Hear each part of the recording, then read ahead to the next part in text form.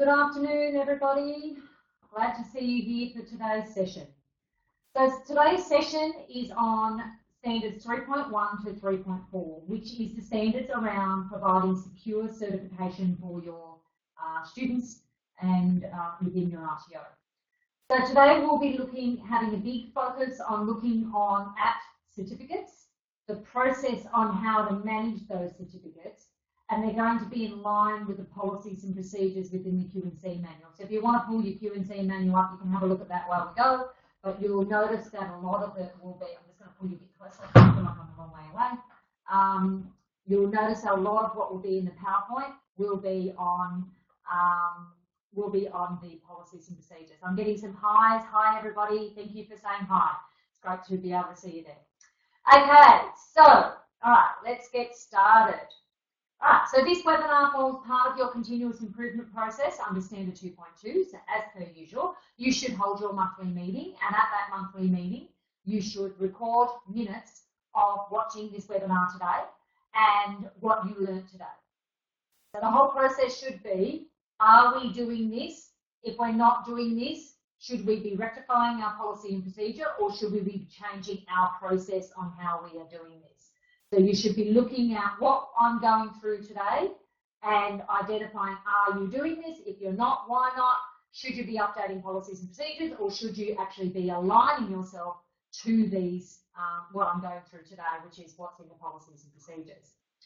Once you've watched this webinar, you should review policy and procedure, and you should do some minutes of meetings based on what you've learned on this webinar.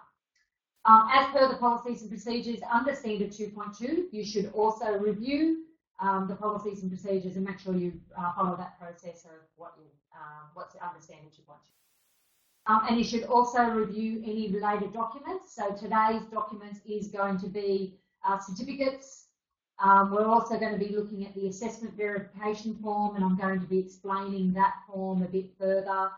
We also have a quick look at the enrolment form and the data that we enter onto from the enrolment form into the database. So there'll be a focus on what's in your database as well, because this standard's a lot around those, what goes into your database.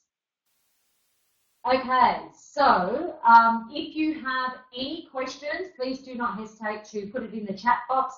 Everyone's saying hi to me so far, so it's great. So it means you're interacting with me, which is awesome. As I've always said in the past, I am much more exciting live than I am watching the recording at a later date. So if you have any questions, this is what I'm here for. I'm here to answer your questions. If you have any concerns, if you need some clarification, put them in the chat box. So we can't hear you, but we will be able to see what you have in the chat box, and I will answer all of your questions. Okay. So let's get started. So standards 3.1 to 3.3 is all around your certification documents, and that you're only issuing students who have actually met all the requirements of a training product a certificate.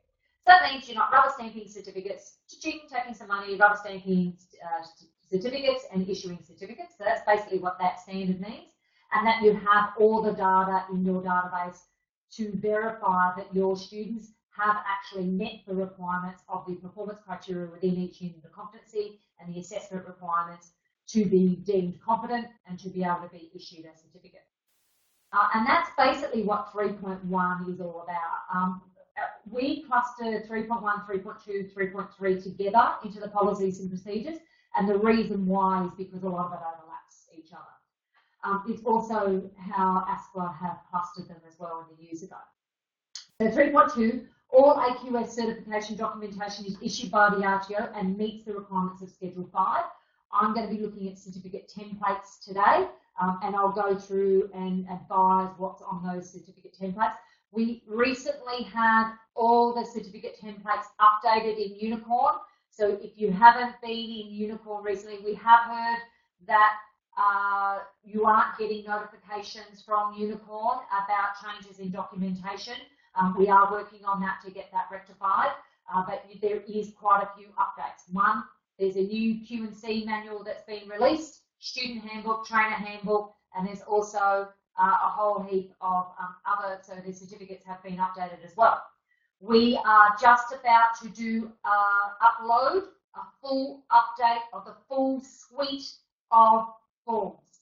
So that should happen by the end of the week, and you will be able to access every single form. There is a new form. So a lot of the footers, most of them, it might be the footer that's changed, but every single form has been through a review, just like the policies and procedures did. Every single form has gone through a review, and there will be all new forms in there. So you will need to make sure that you implement all those new forms into your systems. Okay, 3.3. AQF certification documentation is issued to the learner within 30 calendar days of the learner being assessed as meeting the requirements of the unit of competency or the training product being delivered, in which the learner is enrolled, providing they have paid their fees. So you don't have to issue certificates if they haven't paid their fee, otherwise we can never get our money. So we need to make sure that we actually get paid. You can withhold those certificates for any reason if you don't have full payment for your for the course that the student's enrolled in. Okay, so that's just a quick snapshot of what the standards are, 3.1, 3.2, 3.3. These are the certificate templates. I'm just going to switch to actually having a look at the individual ones. And I'm going to share my desktop, and I'm trying to, desktop, there we go. Okay, so we're going to share my desktop, and you're going to see some certificate templates. So we're going to show you those. Okay. If someone could just let me know if they can see those certificates, you should be able to see them by now. Enlarge it a little bit. Should be able to see them by now. Yes, good, awesome.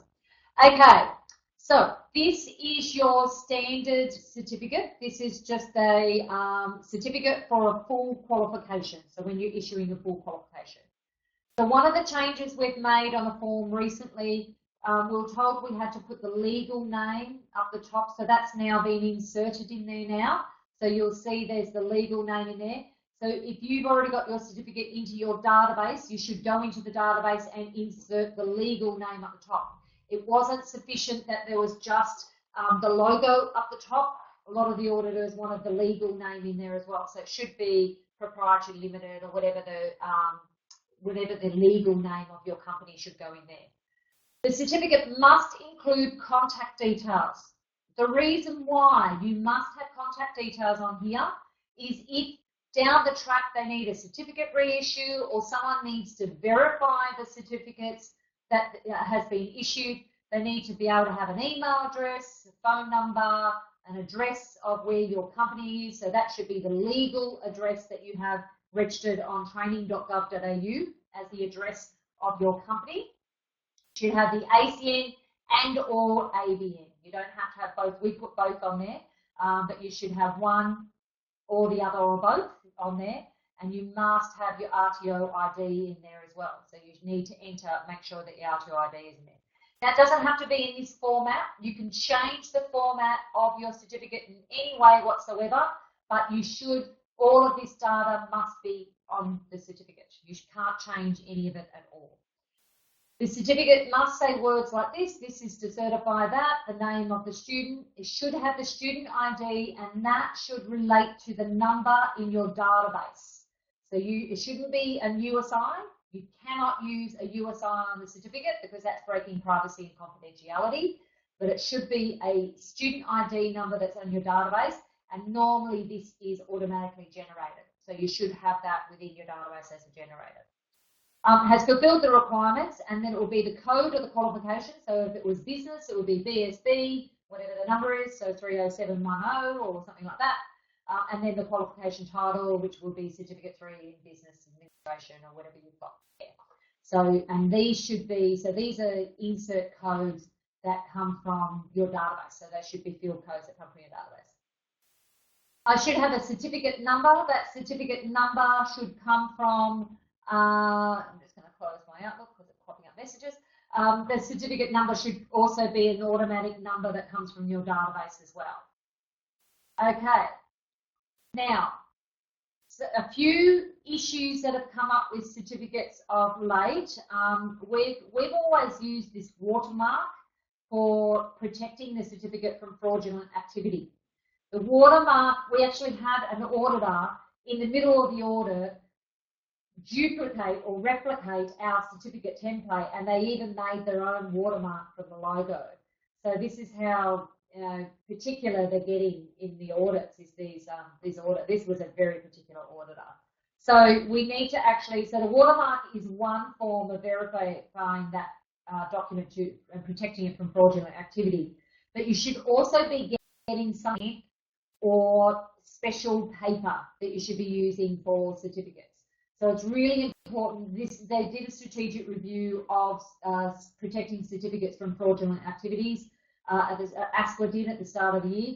So they're being very particular about how you're protecting these certificates. And one thing that we're recommending, buy stamp. Stamp is pretty cheap. You could do it with your logo on it if you wanted to. You can use a company seal, but I don't recommend you use a company seal. Make something like a seal. You can do a circle with your logo or your name on it or something like that. But something that can't be replicated. The thing is, if you could replicate a certificate with a watermark behind it, you're going to just be able to go buy a stamp as well. So anyway, it's working. The stamp is working. The auditors are accepting the stamp. But I think it's a combination of things. If you're doing a combination of different things to protect these certificates from fraudulent activity. So one of those is having special paper. So it should be a textured type of paper that you use, a stamp and a watermark. There's some really good strategies for protecting the certificate from fraudulent activities. Now the logos. You have to be very careful with the use of the logos, the AQF and the NRT logo.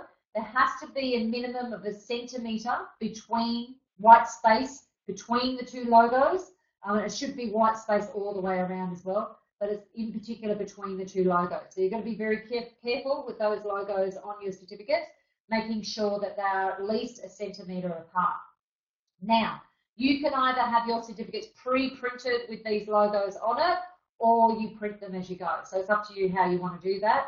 I used to have certificates pre-printed with the logos on it, and I also had a banner with a logo with our company logo on it as well. So I had a few different strategies, and we also had certificate numbers on ours that were printed on the certificate.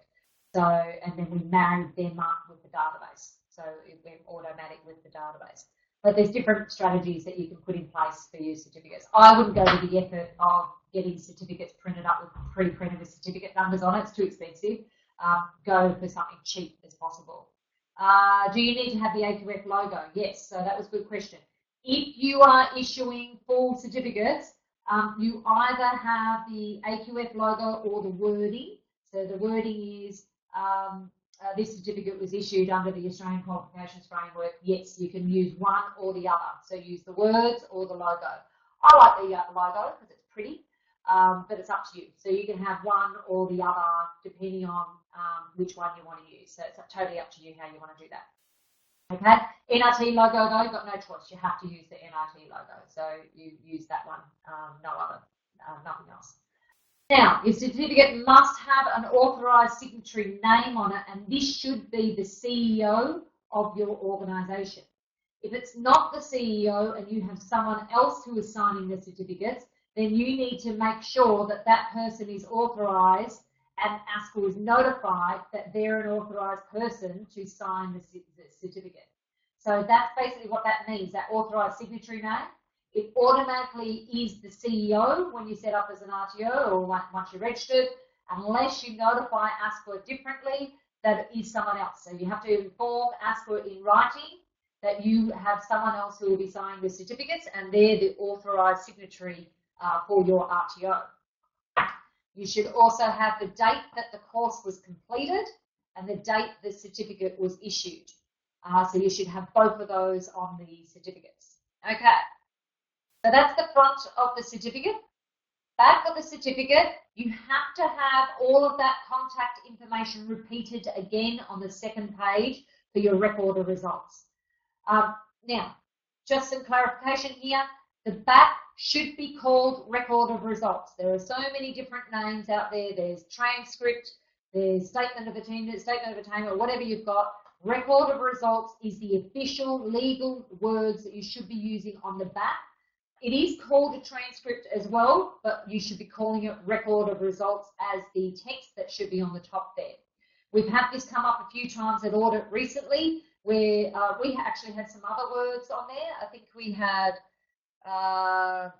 we might have had transcript on there actually. Actually, I think it was in, I don't think it was on the certificate, it was actually on the policies and procedures. We called it transcript. We've now changed it all to record of results. So you'll see the new Q&C manual that just got released. We now refer to this to record of results all the time within there. So the back of the certificate should be record of results, and you must have all the contact details again. You'll see we've got the exact same as we've got on first page. So we have everything on there. Yep, so we've just got summary of competency standards achieved. No, gotta have, must have records of results, record of results. We got picked up on this and got slapped on the wrist for it. So it was a non-compliance.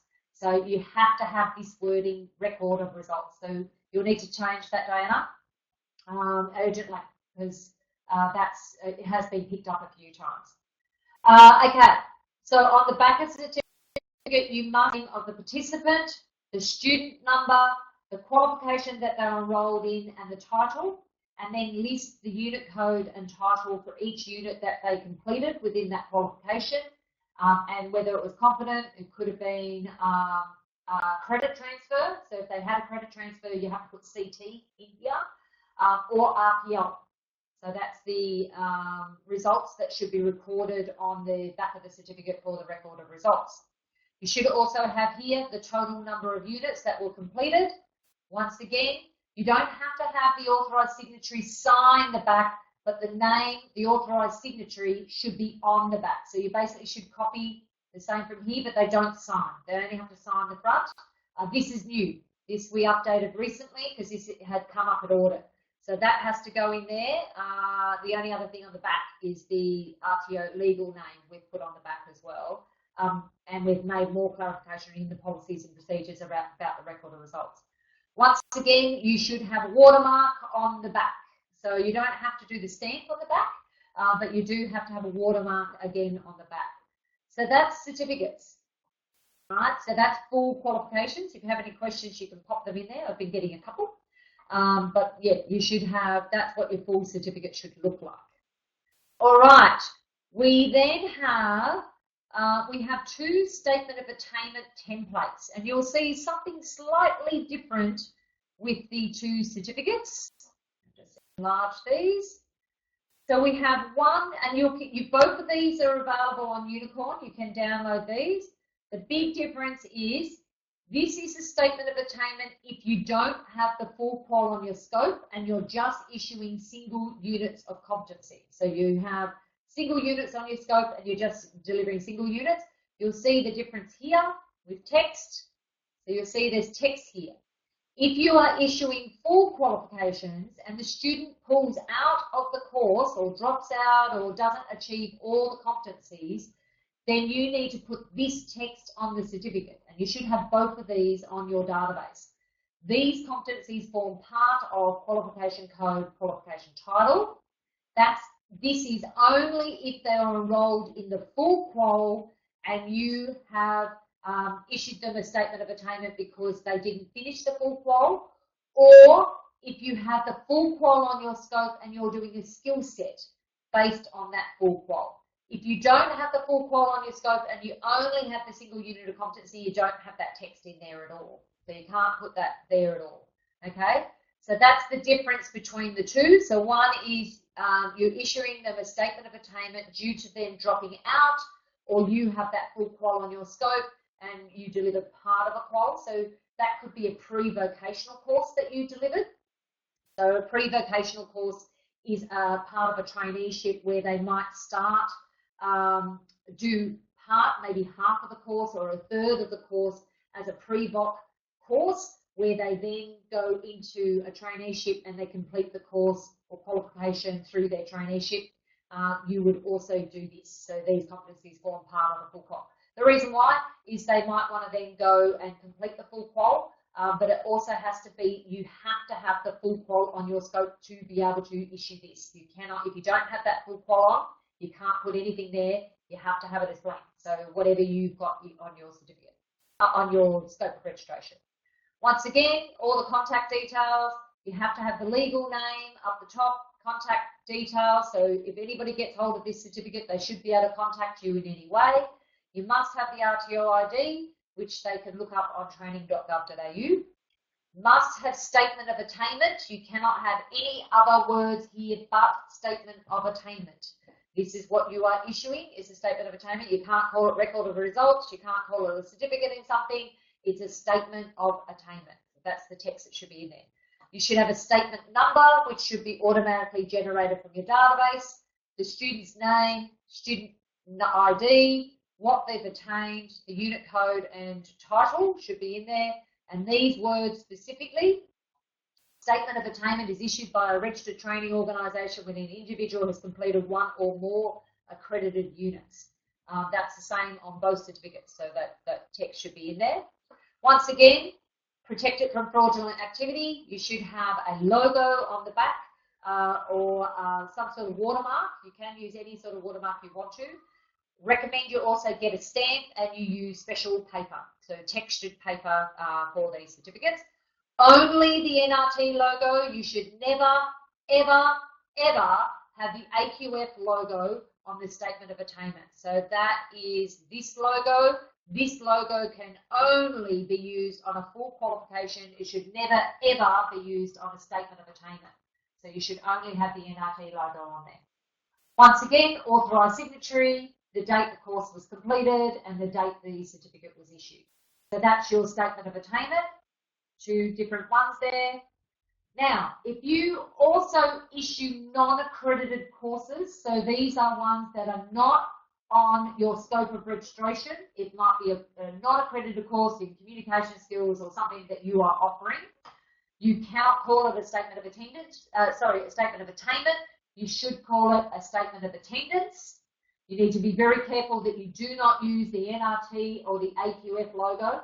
Pretty much you can do anything else you want on this certificate as long as you have got the logos on there and that you don't have anything. So this says this does not contribute towards a nationally recognised qualification. So make it as clear as possible. This is not a nationally recognised qualification. It's just a statement of attendance. You'll see we issue a statement of attendance for our workshops that we deliver, and we have nothing on there that would make anybody believe that we are an RTO or that we are issuing certificates for a full qualification. So it must be really clear on your certificates that if you're doing statements of attendance, that it's very clear and that you make it very clear that they're not actually getting a qualification or issued a certificate or statement of attainment or anything like that. Okay, so we're back. All right, so I'm just going to go back to the slides.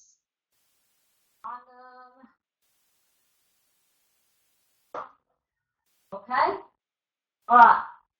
Any questions about those certificates? You can pop in the side there. These are also in the policies and procedures, so you'll see what are the requirements are in the policies and procedures. But if you use these templates, that'll give you an idea. When I go and do a systems check or a mock audit, normally a systems check where I'm going to audit an existing RTO, I'll normally bring these certificates up because I know these are compliant. So I'll have a look at these and benchmark the RTO that I'm auditing certificates against these ones because we know these get through audit. So we know these are compliant. Okay, so that's your certificate templates. Logos, be very, very careful. NRT logo can be on your full qual and your statement of attainment. Your non-accredited courses, you can't use the NRT or the AQF logo, so you can't use either of those. AQF logo you can only use on full qualification certificates. Your logo you can put on whenever you like. Okay? So, the process for issuing your certificate. We've got a few different documents that we use to ensure that you issue a certificate that only meets the requirements of the qualification. And it should be the data that you've got entered in your database as well. This flowchart comes out of the Policies and Procedures Manual, so you'll see this in there.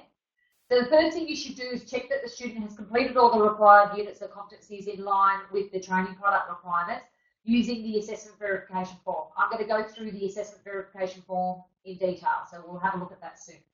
Once it has been determined that the student is eligible to have a certificate or statement of attainment issued, check that the student has paid their full account. So make sure someone should be checking that the account has been paid in full before you issue any certificate. Once you've issued that certificate, And if they haven't paid their fees, you've got Buckley's and none to get your fees for the course fees. I know this from personal experience. Sometimes you might be lucky, you might luck it in and someone might actually pay for their certificate, but pretty much once you've issued the certificate, if they haven't paid their fees, they've got no reason to. You've already issued the certificate. You can't you can't go back and say, I want this certificate back. It's pretty much, that's it. So be very, very careful. Make sure that the account is paid in full. I couldn't tell you how many RTOs I've heard of who have issued certificates and didn't actually collect the fees. There was one big RTO in Newcastle, and it was like a year's worth of data that was entered in the database where they weren't. There was lots of people that were missed who didn't actually get invoiced or were invoiced, but they issued the certificates and didn't actually collect all the money. And it's very, very hard to get money out of people once they've got the certificate. So you need to be very, very careful with this. Check that the student details within the database is correct, and it's correct against their ID and also their roll call. Ensure that all assessment evidence has been scanned and saved onto the server. That's a process that we have. We believe that that's the best thing to do, or put it into your database. So scan it and place it into your database. That's the best method, because otherwise you're going to end up with a whole heap of assessment tools and garage tools, and you don't want that. Scan it and get it into the database. Now, you don't have to keep all the assessment evidence. You have to keep the last 6 months of completions. So whatever they've completed within the last 6 months, the ASPA standards actually, the standards for RTOs actually state that you must keep 6 months worth of records. You must have sufficient information in your database to be able to reissue a certificate. We're going to have a look at that. What is that data? You should then print the certificate or statement of attainment. Once you've printed it, check that the details are correct against the actual units that the student actually completed. I've actually worked in RTOs, and I've actually seen different RTOs who have issued certificates with a transcript or a record of results with unit of competencies that the student didn't actually complete. They were just standard units that were in the database, and no one actually checked whether those units were correct against the units that the student actually completed. So you should check this, and we've got the assessment verification form that you can use for full qualification. Check that they're actually issued a certificate with the units that they actually completed. The CEO or authorised signatory is to sign the certificate or statement of attainment. Then you can issue the statement of attainment or certificate to the student, and then keep a record of that in the database. So if you've got a good eventness database, it should record it automatically in the database.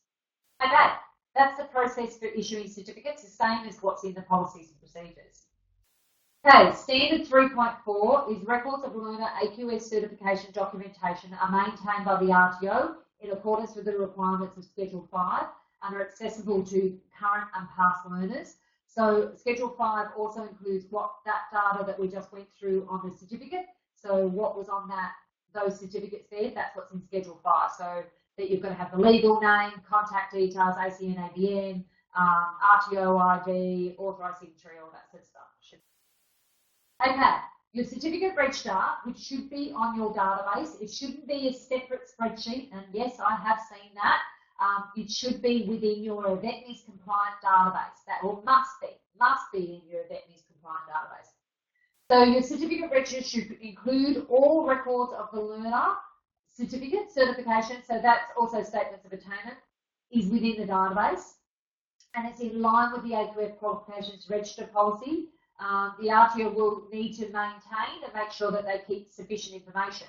So information like who is the authorised issuing organisation, so your RTO name, ID, contact details, things like that. Who are the responsible persons or persons and contact details of the organisation, including contact details for public inquiries. AQF qualifications, the organisation is authorised to issue, so you can only issue certificates and statements of attainments for or training products that are on your scope of registration. You can't issue certificates for superseded qualifications or units of competencies unless you're doing a certificate reissue. So that's the only time when you can, if you're doing a certificate reissue. And if you are doing a certificate reissue, it should have the date that the student completed the course, not the current date. So it should be post-dated to when they completed the course, and all that data should be in your database. So you need to be very clear, make sure I have seen this. I've seen RTOs who have done a certificate reissue, and what they've done is they put the today date on the certificate. Can't do that. You have to put the date that the certificate was issued originally. It's a certificate reissue. It's not a certificate new issue, reissue. So we're reissuing the certificate. Should have the correct qualification titles, accreditation periods, and any other caveats on it. The data that you enter into the database should include the participant's name, address, contact details. This is everything on your enrolment form, their record of participation, the qualifications and statement of attainments that are issued. This should all be recorded in your database. The units that they completed. You should have the trainer assessor details, so the name of the trainer assessor, where was the training delivered and assessed, and the dates of the training. That should all be recorded in your database. So when did the student complete the course, and when did you issue the certificate? So dates of the training. Okay, so your records management policy and procedure within the Q&C manual ties in with all of this. So if you follow the records management policy and procedure, you will comply with all of this. So make sure you review that policy and procedure. And there's two records management policies and procedures. There's one for paper-based and there's one for electronic. The paper-based, in particular for full qualifications, because the student's with you longer, there are stricter requirements about what should be on your paper-based file. If it's short courses, you may not have a paper-based file. You might, I know for short courses, we didn't even have a file for each student. We just stacked them all together for that class. So that's how we stored them. The database should include relevant data that you can easily do a certificate reissue from. So it should have and collect enough data from there. And that should be everything on your enrolment form. So you have the enrolment agreement form. So all that data on the front of the form should be entered into your database. And that includes, on the bottom half of the page, is all the event missed data that you are collecting. That should also be entered into your database. This information needs to be entered so that you can submit your event missed data once a year to NCBR. I think that might be changing soon. I think we're going to be, we just had a new version of ASCONet come out today. But it looks like it was supposed to come out today, but I don't think it's actually got all the mechanisms in there. But I would say in the future, all this event missed data will be submitted through ASCONet, not through NCBR in the future. At the moment, just stay with the policies and procedures for NCBR. We just updated all the policy and procedures under DPR 4 and 6 for event missed data reporting and quality indicator reporting. So check that out for the next time. You don't have to submit those reports until next year, so you can wait until, so you've got February and June next year where you'll need to issue. So all the enrolment information should be entered in the database, and that includes that data from the enrolment form, the training product that the student is enrolled, so the full qual or the unit of competency or the skill set that they enrolled in, the dates of the courses, so when they started, when they should be completed, the location of the course, the trainer's name, and certified copies of any ID. So if you had to take any copies of ID, for example, you might have needed a police record check or working with children check, or you did a credit transfer, or you collected evidence for RPL, that should all be entered into your database as well. So certified copies as well. I certify that this is a true and correct copy. The certified copies don't have to be a JP, it just has to be an employee of the organisation. Preferably a permanent employee should be the one that should certify the copies of the all of this documentation. Full qualifications, you need to complete the assessment verification form, and I'm going to have a look at that now. This is the assessment verification form. I'll zoom in onto that and we'll have a look at that a bit closer in a sec. But this assessment verification form, this is how we ensure that when you are issuing full certificates, full qualifications, that you actually capture every assessment tool that is required to be completed for that qualification.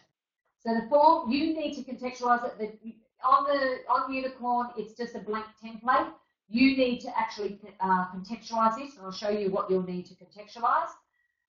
And you should include the unit code and title in there. The trainer should then complete it with this, so you should have the template set up. The trainer should complete it with the student name, the trainer's name, when they commence the course, and not until they complete it, you should put it in there. There's also some instructions on the form on how for the trainer assessor to complete this form. So this is only for full qualifications or skill sets. If you're doing it would be more for courses that would be 3 or 4 weeks long or longer, longer qualifications. That's where you should use this form. Purpose of this form is to ensure that you're only issuing certificates to students with the units that they actually completed, the training products that they completed. That's the main reason for this form. As the student progresses through the course, the trainer should enter the result and the date completed on the form. Once the student has completed the course, the trainer is to give the assessment verification form back to the RTO manager or someone else within the RTO so that they can issue this certificate. The RTO manager or the authorised person should check this assessment verification form against the database to ensure that the correct units are on the certificate. So I'm just going to share this database, my desktop again. We're just going to have a look at this form in more detail. So you're seeing here, I've populated this for a childcare qual, but you're seeing here this is what the trainer is going to complete, but you'll need to contextualize this bit. Put the qualification code and title on there.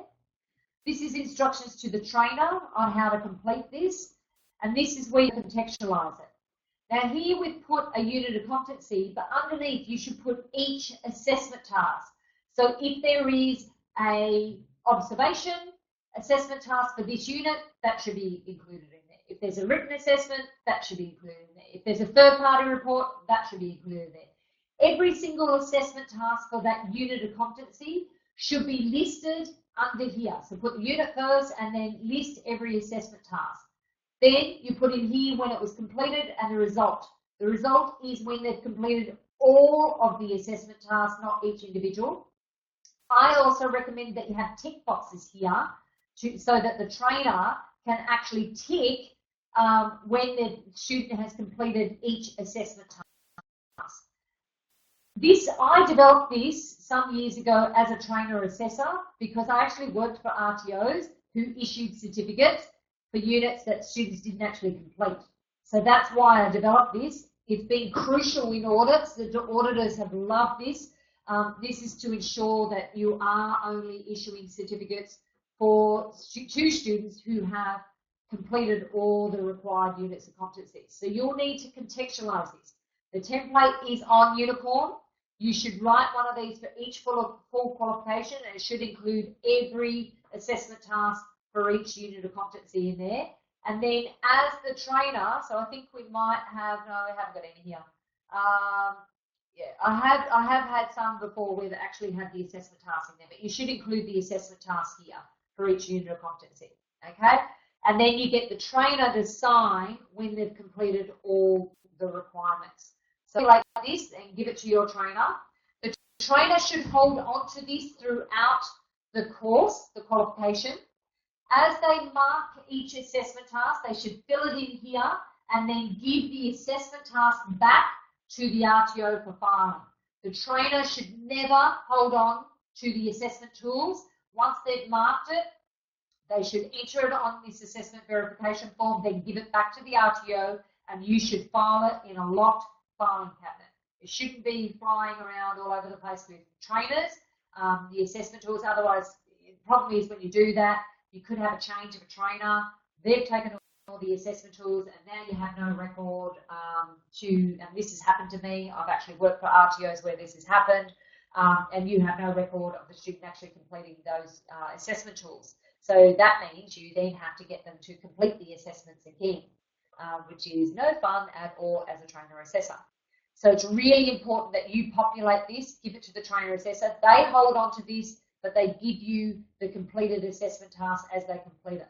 Now this is really important because this verification form ensures that the student is only issued with a certificate for units that they've completed. We actually had a staff member who came and worked with us this staff member was actually issued with a certificate or with units that they didn't actually complete.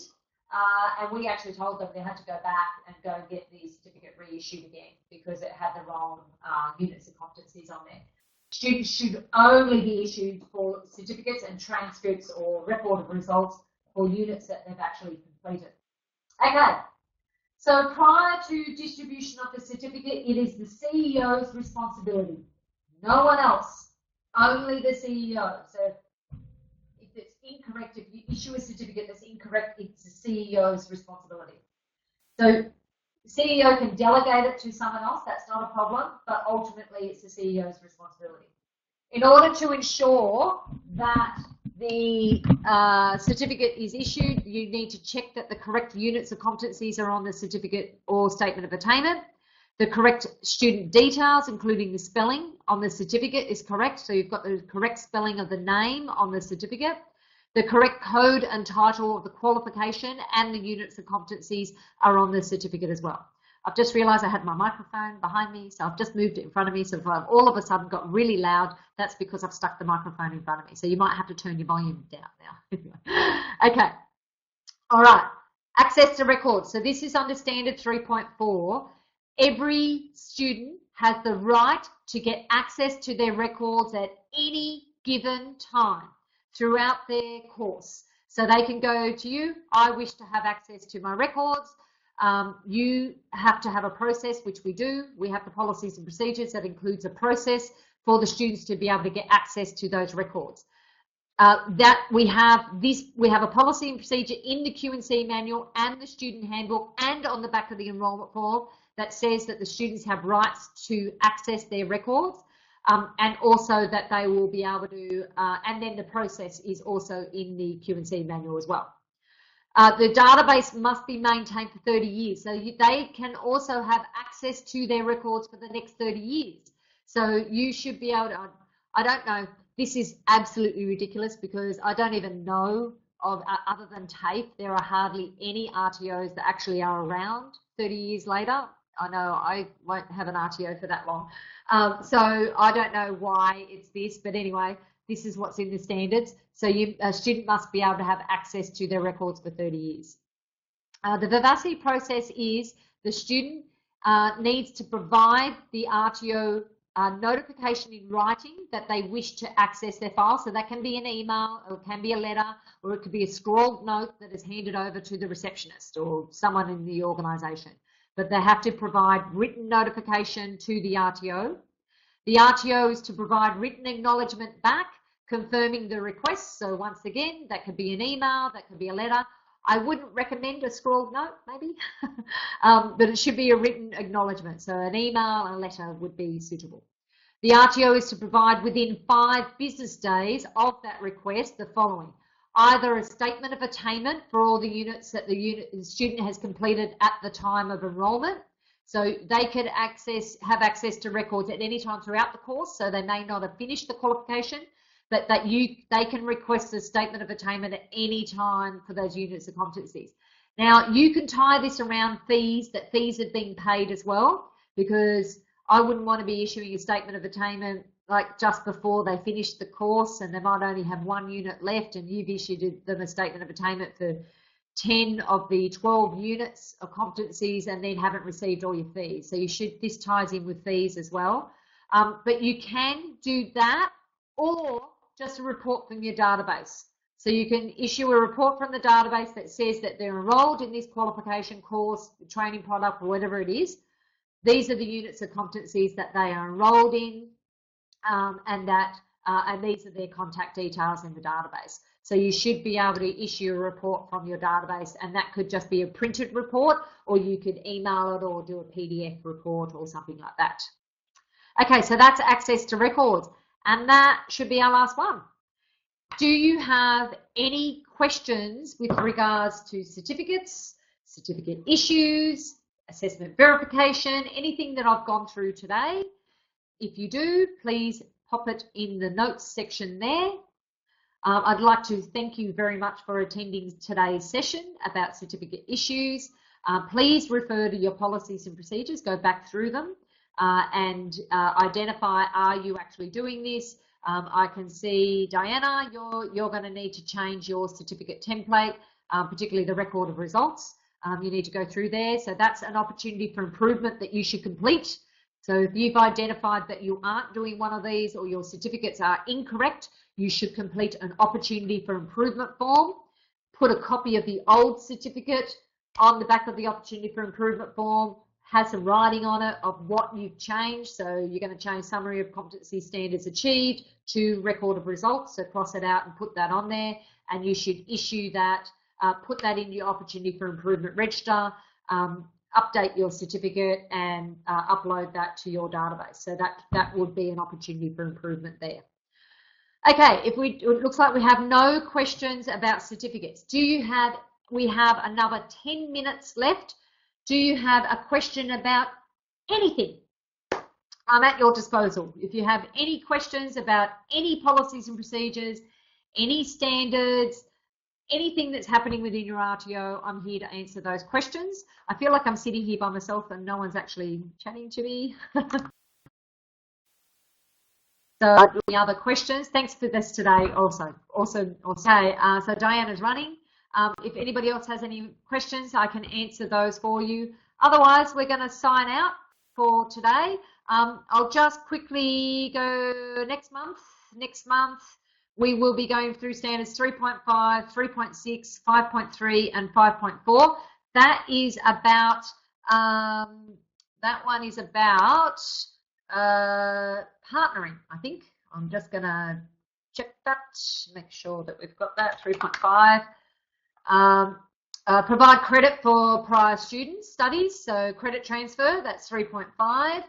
3.6 is the USI, so we'll be looking at the USI and what are the requirements of USI.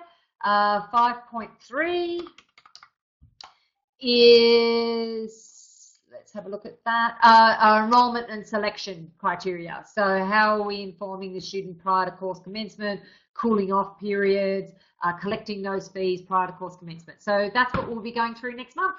Thank you very much for attending today. You were awesome. I love having our clients online and I look forward to catching up with you next time. Thanks. Bye. Love ya.